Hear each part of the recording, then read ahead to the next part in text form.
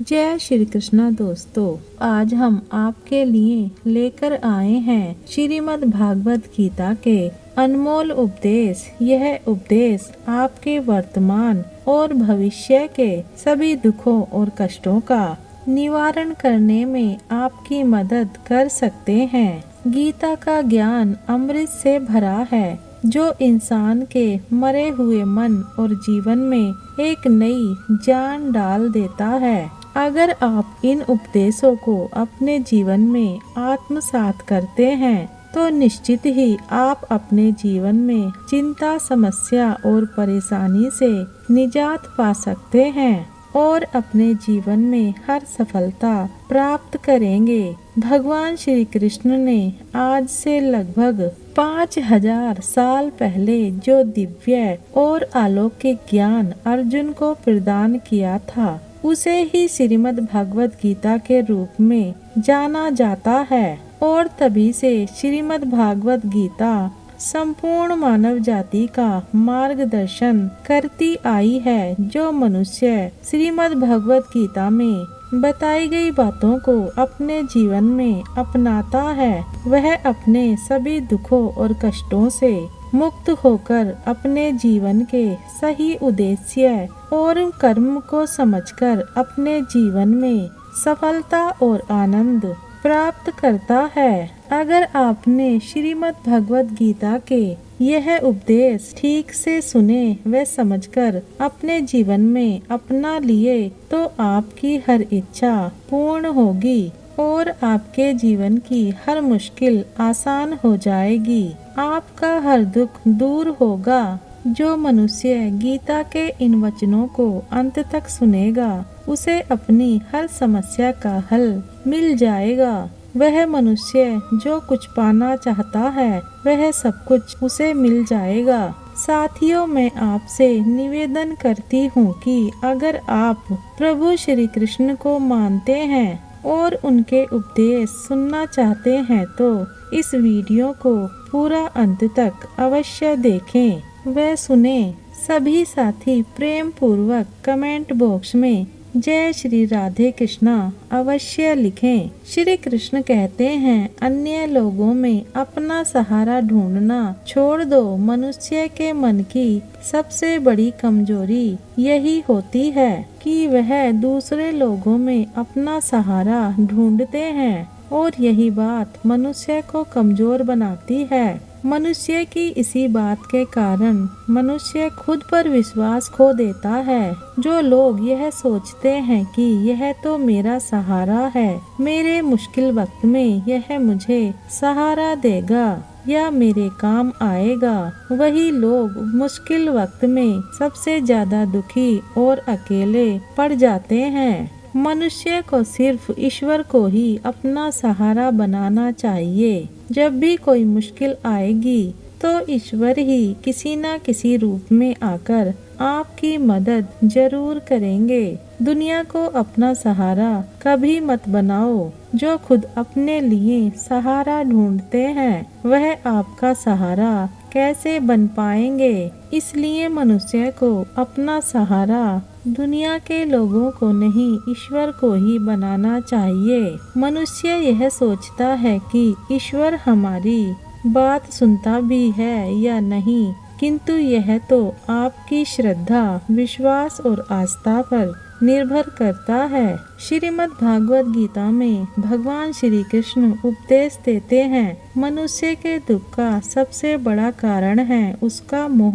क्या आप जानते हैं कि मोह उत्पन्न कहाँ से होता है? मोह उत्पन्न होता है अज्ञान से और मोह उत्पन्न होते ही जीवन में समस्याएं आना प्रारंभ होने लगती हैं। धृतराष्ट्र को अपने पुत्र दुर्योधन से इतना मोह था कि वह पुत्र मोह के कारण अपने पुत्र को गलत काम करने से भी रोक नहीं सके और इसी मोह के कारण पूरा कौरव वंश ही नष्ट हो गया। कंस और रावण का भी पतन मोह के कारण ही हुआ था। इसलिए मनुष्य को मोह का त्याग कर देना चाहिए। अन्यथा अंत में सब कुछ बर्बाद हो जाएगा। श्री कृष्ण कहते हैं, जब अज्ञान की धारा बहती है तो सर्वप्रथम मोह को ही नष्ट करती है, क्योंकि अज्ञान के कारण ही मोह उत्पन्न होता है। सिकंदर के अंदर दुनिया जीतने का मोह था। वह अपनी ताकत के बल से पूरी दुनिया को जीत लेना चाहता था। एक दिन एक महात्मा जी ने सिकंदर से कहा, जब तू पूरी दुनिया जीत लेगा उसके बाद क्या करेगा, क्योंकि इसके अलावा दूसरी कोई और दुनिया तो है ही नहीं, फिर तू क्या जीतेगा। इतना कहकर महात्मा जोर जोर से हंसने लगे। महात्मा जी की बातें सुनकर सिकंदर को निराशा होने लगी। सिकंदर ने महात्मा जी से पूछा कि आप हंस क्यों रहे हैं। महात्मा जी ने कहा कि तू जब सारी दुनिया जीत लेगा तब भी तुझे निराशा ही मिलेगी, क्योंकि तू दुनिया को जीतने के मोह में बंधा है, जबकि मेरे पास कुछ भी नहीं है, लेकिन मैं हमेशा खुश रहता हूँ, क्योंकि मुझे किसी भी चीज का मोह नहीं है।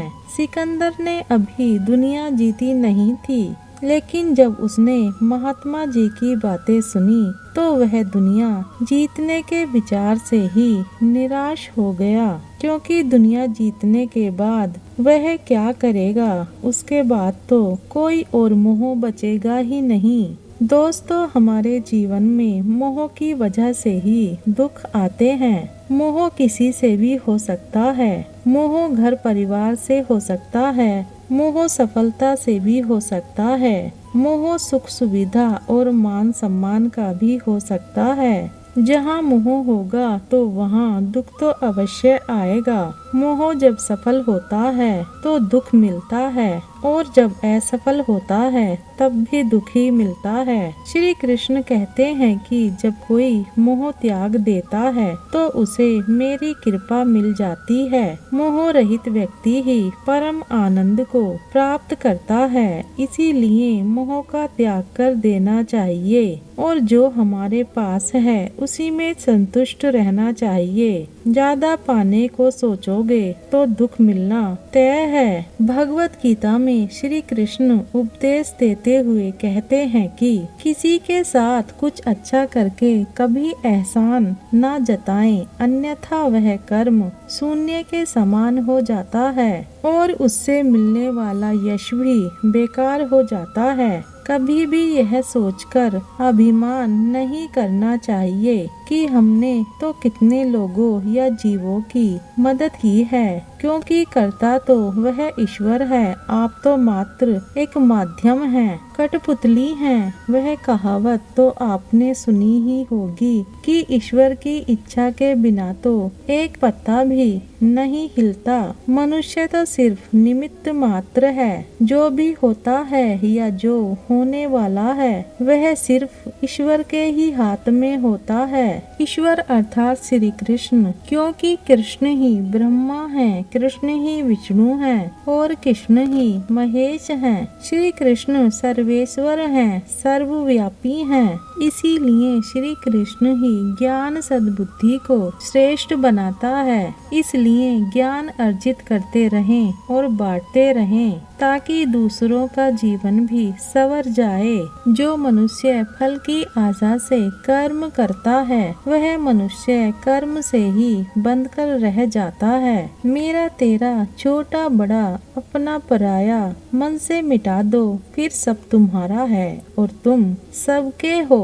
फल की अभिलाषा छोड़कर निरंतर कर्म करने वाला मनुष्य ही अपने जीवन को सुख और संतुष्टिदायक बना पाता है। शांति उसी को प्राप्त होती है जो मैं और मेरा तथा मैंने किया, मैंने बनाया आदि लालसाओं से बाहर आ जाता है। श्री कृष्ण उपदेश देते हुए कहते हैं, संतोषी सदा सुखी रहता है, अर्थात जीवन में संतोष रखने वाला ही सदैव सुखी रहता है। मनुष्य को जो कुछ नहीं मिलता उसका दुख या शोक करने की बजाय ईश्वर ने जो कुछ भी दिया है उसका आनंद लेना चाहिए। मनुष्य को चाहिए धन दौलत इत्यादि, मगर मगर मनुष्य भूल जाता है कि एक दिन सब कुछ यूं ही छोड़कर उसे अगले सफर के लिए निकल जाना है। श्री कृष्ण ने गीता में कहा है कि तुम्हारा क्या गया जो तुम रोते हो, तुम क्या साथ लाए थे जो तुमने खो दिया, तुमने क्या पैदा किया था जो नष्ट हो गया। ना तुम कुछ लेकर आए थे और ना ही कुछ लेकर जाओगे। जो लिया यहीं से लिया और जो दिया यहीं पर दिया। खाली हाथ ही आए थे और खाली हाथ ही जाओगे। जो आज तुम्हारा है कल किसी और का था, परसों किसी और का होगा। तुम जिसे अपना समझकर मग्न हो रहे हो, बस यही प्रसन्नता तुम्हारे दुखों का कारण है। श्री कृष्ण उपदेश देते हुए कहते हैं कि हे अर्जुन, क्रोध मनुष्य का सर्वनाश कर देता है। क्रोधी मनुष्य का ना तो कोई मित्र होता है और ना ही रिश्तेदार। हर इंसान उससे दूर भागता है। उसके सारे रिश्ते नाते समाप्त हो जाते हैं। जो इंसान अपने क्रोध को नहीं संभाल पाता, वह जिंदगी में कुछ भी नहीं संभाल सकता। क्रोध करना व्यर्थ है। यदि क्रोध में आकर आप प्रतिक्रिया दे रहे हैं तो इसका अर्थ यह है कि आपको ईश्वर के बनाए कानून पर अर्थात कर्म पर भरोसा ही नहीं है। इसलिए भगवान कृष्ण कहते हैं, क्रोध से मनुष्य की मति मारी जाती है, अर्थात वह मनुष्य मूर्खों की भांति हो जाता है, जिसके परिणाम स्वरूप उसकी स्मृति भ्रमित हो जाती है। स्मृति भ्रम से मनुष्य की बुद्धि नष्ट हो जाती है और बुद्धि नष्ट हो जाने पर व्यक्ति खुद अपना ही नाश कर बैठता है।